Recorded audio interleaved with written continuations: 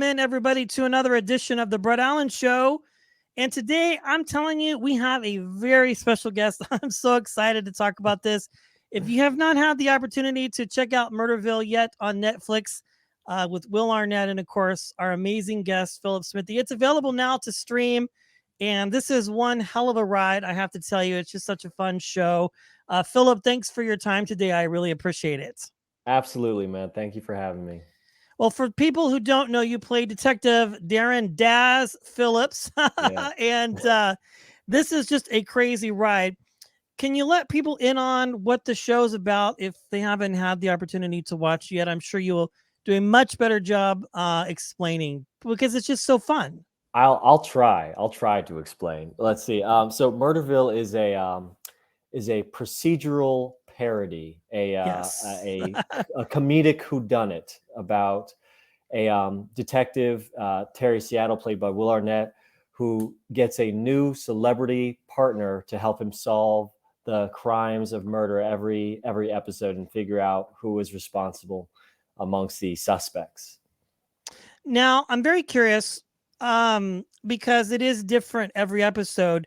Now, it's so funny. It's like if it was The Office met, like, I don't know, it's just really good. And your character is hilarious. I mean, the whole Oh, thank show you. is just so smart. Absolutely. Now, every week it has a celebrity guest star.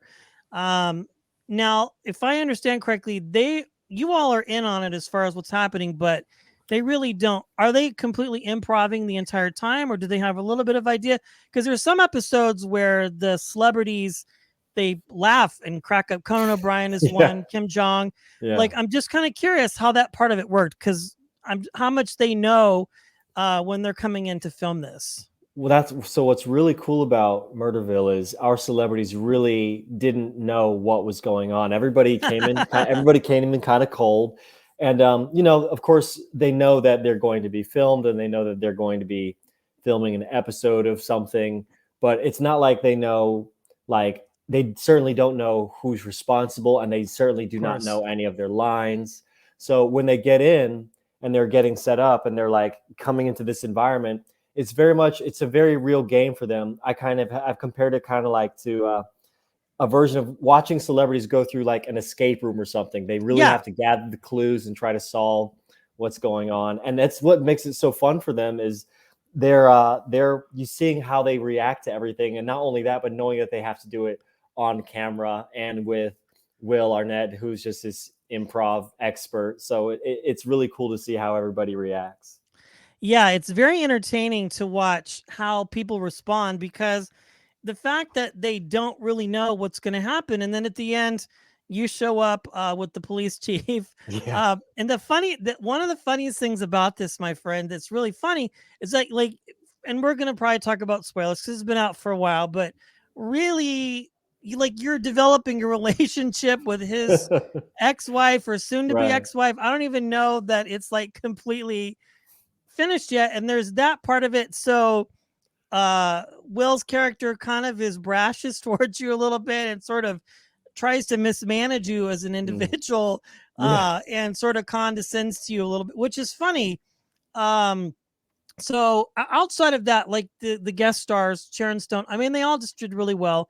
And of course, then at the end, and sort of an overarching theme to this, he's trying to sort of kind of solve the mystery of the murder of his ex-partner, who is Yeah. Jennifer Yeah. Aniston, which is just Which is funny because I didn't know that. I didn't know that it was Jennifer. I never saw the picture, right? okay. I saw the character, but I never saw her. So when I actually got to tune in and see that it was a picture of Jennifer Aniston, I was laughing out loud. There's so much about what was happening that I was tuning in for and getting to like just be so tickled by. And yeah, and you gotta, of course, give it up to the writers and the designers for putting all this together and having it look as good as it does and be as funny as it is. It's so clever.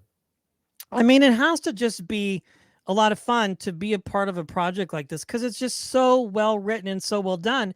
And I think what makes it fun, well, there's a lot of things, but one of the things that really makes it kind of entertaining in the fact is that some of these people, like the celebrity detectives in training have no idea what's happening like this entire time. So Yeah, like to yeah, be on your feet, like to be improving one thing, but to be doing it like through a whole procedural episode, which is about 35, 40 minutes, that's a lot. You know what I'm saying? Especially when yeah. all the other actors are in on it. Did you get this filmed during how long ago did you film this? Was it during I before the pandemic or kind of middle-ish when things were sort of normal there for a while, or how did it work out for you Let's guys? see. I think we shot this through, I want to say May, June. I want to Okay. say it was May or June or both. And the thing, it because it is improvised, right? It's not like a traditional TV series where you're shooting for several months and Right. doing all that stuff. It's an improv based format, so we don't have our guests for very very long. You get them for maybe a couple days, but everything is new to them, and so you're shooting all six of these episodes and this whole season within like a month and some change. It really was a very quick turnaround as far as how quickly a series can get shot. So yeah, like a month in the summer or something like that. Nice. Not to put you on the spot, but favorite guest star that you got to work with, or did you enjoy Oh them man, all? I really did enjoy working with everybody. Everyone with one, everyone is so kind, and I'll tell you one cool story is the person who I think I was maybe nervous about, because you hear about them is Marshawn Lynch, and you're thinking like, oh, what's he going to be like? Because you don't know. I didn't know anything about him personally, just kind of Right. you hear about him, and then he was he was supposed to be on set, I think at like 8 o'clock, and it's 8 o'clock and he's not there, and you're thinking, oh gosh, is he coming? Because there hadn't been a I lot love of it.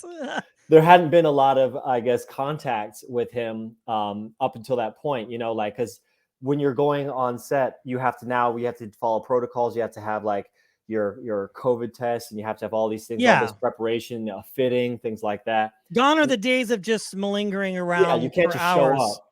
And so I Yeah. don't know how much Marshawn had been in contact with production up until like getting there. I Um, love it. so he was kind of Awesome. missing from the get-go. And then when suddenly it's 8 o'clock and he's not there, we're all like, oh no, oh no, oh no. But then he showed up like I think maybe 20 minutes later, and he was just like ready to go. Really, really funny, really kind, very into the game. And so it was really fun to see that happen, and that was kind of like a cool surprise. And then there's other guests who you are just excited to just be around because you feel like you know them so well, Sure. like Conan O'Brien, like Sharon Stone, I Sharon imagine. Stone, Kumail Nanjiani. Like these are kind of icons, and so getting to actually see them in action and know and see their talent at work is just it's a pleasure. And yeah, Yeah. there's a lot of fun in that. I mean, especially on shows like this. I mean, typically there's rehearsals, there's like a lot of things happening Right. to get this going, but to come in and just like one big improv game. And I imagine, you know, one of my favorite parts of this, I mean, there's so many, my friend, but is when he sends them into a place, Will sends them into a place and puts the earpiece in them. Like to me, I think Yeah. that's just so classic because really it's becoming this cat and mouse kind of game and they don't know. Annie Murphy was hilarious. I mean, Yes. they're all so good. I don't think you guys could have picked anybody else. I don't know if we're gonna get a season two, but I hope so because it's just such a smart show and it's just a lot of fun. I want to switch gears here, Philip, because I always like to get to know our guests a little bit better, and I think our viewers, enjoy this part. But the big question is, what interested you in becoming a storyteller? What made you go, "This is something that I want to commit my life, my Oh blood, wow. sweat, and tears to," and really just kind of dive into this feat first because it's a different world than what most people are familiar with. Eight to It fivers, is. as we call them, civilians. Civil. I'm for actors are definitely civilians too. But yeah, no, I came into acting pretty early. I kind of came at it I came at it with the love of movies when I was a kid, right? Like I think Okay. my favorite movies were all like Jim Carrey movies and stuff growing up, and Back to the Future and Terminator and all these stories that we just got involved in. So I kind of just started by doing school plays and those things that I could really kind of jump into. And I guess my passion came early, but then my growth and my thinking this could be a career is when I started doing things like going to college and studying it in college, and then studying at different places and just learning like the craft behind it. And that's really what became the passion. And then when I finally moved to LA, and I was doing things like stand up and sketch comedy and like plays and stuff, it's an art that kind of just takes over your life in different ways. And you have all your friends and you have your community, and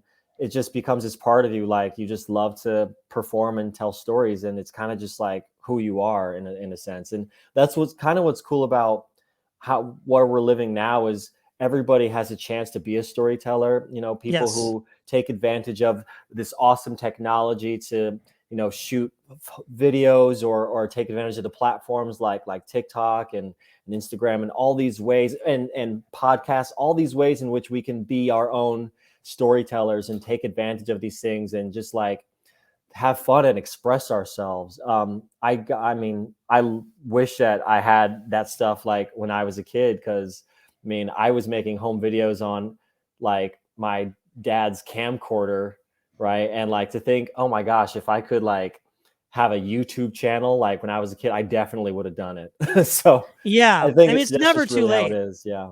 Yes, Yeah. that's absolutely true. And I've had so many people on, and I had an actor, Kim Coates, Sons of Anarchy, and we Yeah, were I talking love about, Kim Coates. Yeah. yeah, super great guy. And he was part of a series on Snapchat, Battle Royale. And it was a 10-part anthology series, about 5 minutes per episode.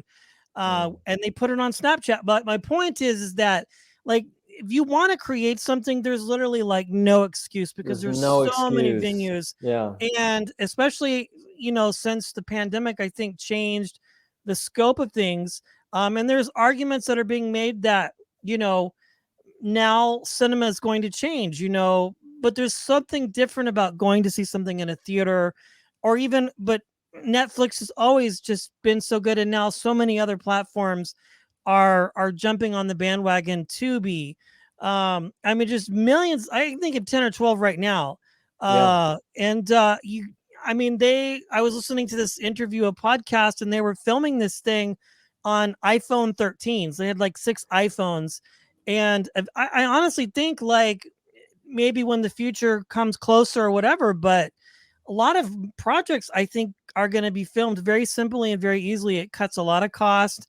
You can still hire people to do things, but to these days of these big cameras and, like, taking hours to set up a shot, I mean, that'll still exist, but I think it'll be very limited because people have such easy access to That's create right. content. And really, we get asked a lot, well, what should I do if I want to start a YouTube channel, but I don't have this or that? And it's like, just do it. Just do it. Do it on. Podcast, just do Yeah. it.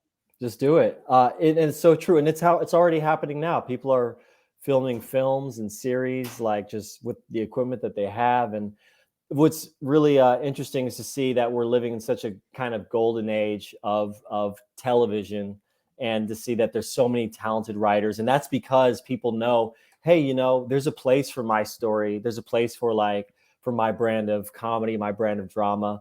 And so we're getting all this influx of content from people who are so talented from all over the place. And we're getting to see and share these stories. And then we're inspired to tell more and more stories because of it.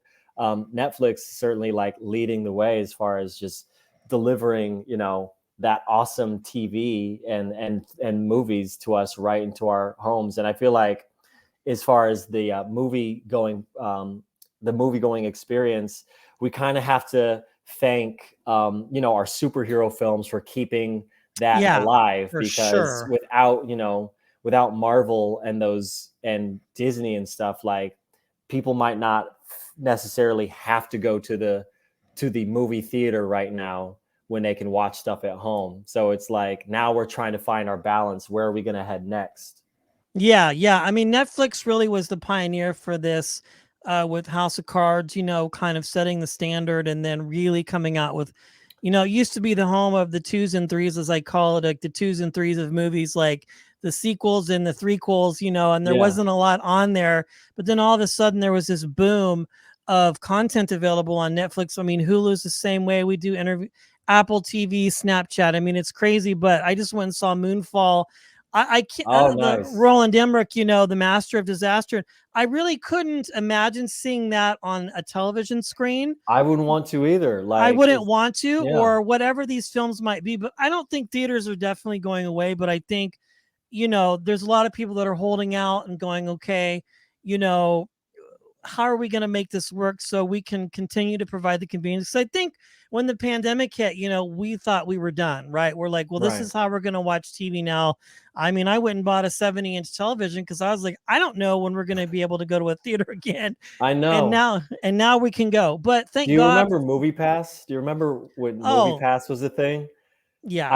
I remember I had Movie Pass, and I was like, how is this company gonna stay Well, they in ran out of business? money. They But they're coming hugely. back now. Did you know that? They are. I know Regal has their pass. Yeah. It'll be interesting. The Regal pass, we do that where we pay $40 a month and we have unlimited movies. My kid's getting older now, where I can take him to things. But I went and saw Jackass the other day just because it was free. Oh, fun. Yeah. Yeah, it's hilarious. But yeah, this Murderville is great. Great work, my friend. I really encourage people to watch this. If you haven't already, it's just a ton of fun. There's just a cavalcade of people in it, including our guest, Philip. Thank you, my friend, for hanging out with us today. I appreciate it. Thank you so much, Brett.